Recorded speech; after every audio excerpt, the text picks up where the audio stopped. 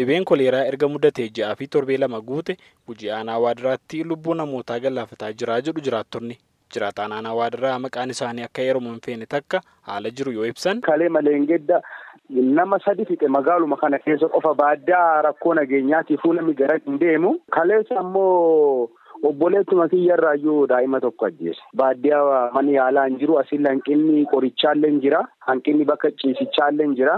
Kaleessa isiin gara nageellee kasilaa geeffattu kararratti du'e kararratti deebisanii amma isaan taasisaa baadiyyaa deemanii. Jiraataan Waadiraa kun baadiyyaa naannoo nageenya rakkisaadha jedhamuttis dabalata magaalaa aanaa Waadiraa keessatti illee dhibeen kun babal'atee jiraachuu himu. Baadiyyaa ambulaansiin geejjibni matoori guutumaa guutuutti hanga dhaabbate waggaa 3 oli. Sababa kanaaf jecha uummanni nama isaan mana yaalaa fidatu guutumaa guutuutti hin danda'u.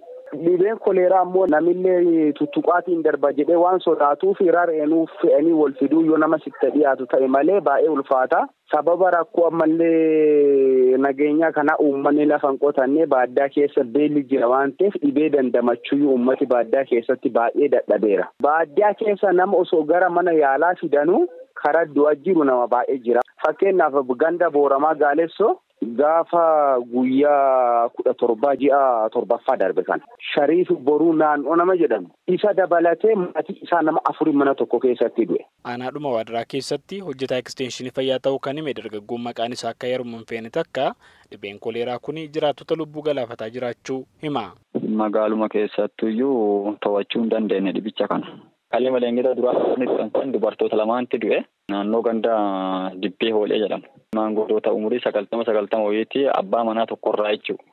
Maqaan isaanii Seennabaa Teessootii fi Aashiyaa Uttee jedhamanii namni kun immoo manatti miidhamanii sababa rakkoo nageenyaatiif jecha dafanii gara mana yaalaatti waan hin dhaqqabaniif lubbuu isaanii bahe. Naannoo kana keessatti garmalee haala nageenyaatiifuu yeroo kana ogeessi fayyaa yaa'u naannoo sanii buufata fayyaa ture.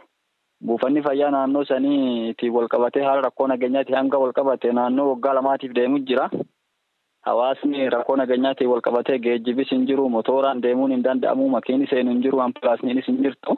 Rakkoo hammaataadha haala yeroo dhukkuba kanaatiin wal qabsiise. Hojjetaan ekstenshinii fayyaa kunini amma ogeeyyiin fayyaa gandoota baadiyyaa waan hin seenneef qorichaa fi wantoota garaagaraa karaa abbootii gadaatii fi jaarolee biyyaa namootaaf erguuf dirqamanii akka jiran darbees dhiyeessii qorichaa gad bu'aa waan ta'eef mootummaan kan irratti utuu furmaata barbaade jechaan dubbatee jira. Obbo Lammaa Siisaa itti aanaa itti gaafatamaa waajjira fayyaa aanaa Waadiraati. Haala giddugalaa bakka lamatti dhaabameera akka aanaa kennaatti. Giddugala lamaan sanitti dhufanii namni 692 yaalameera jechuudha. San keessaa namni 672 fayyanii kan ba'an yoo ta'u namni 10 immoo yaalarra osoo jiru du'uu danda'eera. Yaa'u dhukkubni kun kan itti ka'e akkuma beekamu aanaan kenna aanaa rakkoo nageenyaa qaban keessaa isa tokko. Naannoon dhibeen kun itti immoo ka'eeru naannoma rakkoo nageenyaa qaban san ture. Kana ta'uun isaa ammoo naannoo sanatti ta'uu nageenyaatiin dhaabbileen fayyaa tajaajila kennaa waan hin turreef ummati karaa dheeraa deemee gara yaala giddugala aanaarra jirutti dhufuuf dirqame. Kun immoo xiqqoo namni nu bira ga'anii dhukkubni isaanii gatti cime dhufuunsaa immoo namni karaarratti immoo duullee ni jira jechuudha. Fageenyarra kan ka'e du'aatii namootaatiif namni irra caalaa itti cime egaa naannoo akka malee du'aaf saaxilame booda nu bira dhaqqabu kun immoo du'aatii ama jiruyyuu nama hambisuuf rakkoo nuti ta'ee ture jechuudha. Ammaaf magaalaa Waadiraa keessatti tasgabbeessineerraa kan jedhan obbo Lammaan kan amma yaaddessaa ta'e kan rakkoo nageenyaan hin dhaqqabamne kutaalee baadiyyaa keessa kan jiraatan namoota dhibichaan hubamaa jiru jedhamuudha jechaan dubbatanii agayoonaas baadiyyaatti lakkoofsa namoota dhibee kanaan du'anii adda baafachuun rakkisaa itti ta'ullee biyyootti himanii jiran. To'annoon tokkoyyuu itti godhamaa waan hin turreef akka malee takkumaan babal'atee humnaa ol ta'ee ture jechuudha dhukkubsataani. Amma tasgabboofnee dhiyeessiin jirullee xiqqoo fooyya'insa qaba amma.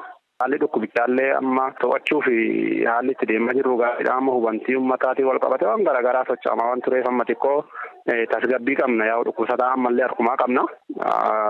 Haalli ammarra jiru gaariidha jechee kaasuu hin danda'a. Dhibeen kun naannolee ollaa Gujii kan akka Gooroo Dolaatti babal'atu kan himan obbo Lammaan ammas qaamoleen mootummaa fi miti mootummaa tumsa to'annaa dhukkuba kana irratti taasisan akka itti fufan illee gaafatanii jiran. Godinaaleen Baalee lameen dhibeen koleeraa kan dursa keessatti mul'ate keessaayyuu aangawoonnii fi hojjetoonni fayyaa godinaalee kanaaf BOF amma kana tumsa to'annoo taasifamaa tureenii dhibichi gad bu'eera jedhu. Tigist Isheetuu hojjettuu ekstenshinii fayyaa aanaa Daawwee Qaachani. Aanaa keenyatti mul'atee ture. Ji'a shanaffaa gahuuf guyyaa 18 irraa jalqabe. Amma haga keeziin sun dhaabate xiqqootu bubbulee jira jechuudha. Ji'aaf deemaa keeziin sun hin dhufin. Ammatti garuu wanti sodaan hin jiru eenyutti fakkaata yoo rooba kanaan wal qabatee wannoo jedhe ollaa keenya yoo ka jiraatu ta'e inni fagennee shakkina malee.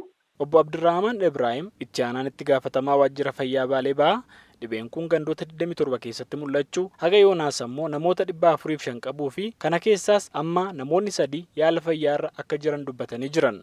Hawaasni godinni kana hawaasa ol keessa deemuu hawaasa tokko. Lammaffaan ammoo rooba jira. Hawaasni bishaan lolaa fayyadama, bishaan haroo fayyadama. Hawaasni namni tokko kan keemikaala bishaan qulqulleessutti kan hin fayyadamne jira jechuudha. Akkanumatti bishaan haroo fa'aa kan dhugan jiru. Sababa saniif ka'uu danda'ennee shakkii waan qabnuuf ammas sirriitti itti qophoofnee aanota hundarrattu hojjechaa jira waan ta'eef sani jechuudha shakkiin keenya guddaan. Bulchiinsi godinaa mootummaan naannoo fi kan federaalaa akkasumas dhaabbileen namoomaa tumsa to'annoo kana irratti hirmaataa jiraachuu ka'eeran Obbo Abdurrahman dhibeechi to'annoof rakkisaa waan ta'eef ammas dhaabbilee fi namoonni dhuunfaa deeggarsa akka taasisan gaafatanii jiran. Gabaasa Sagalee Ameerikaaf Galmoo Daawit Shawaa Bahaa Adaamaarraa.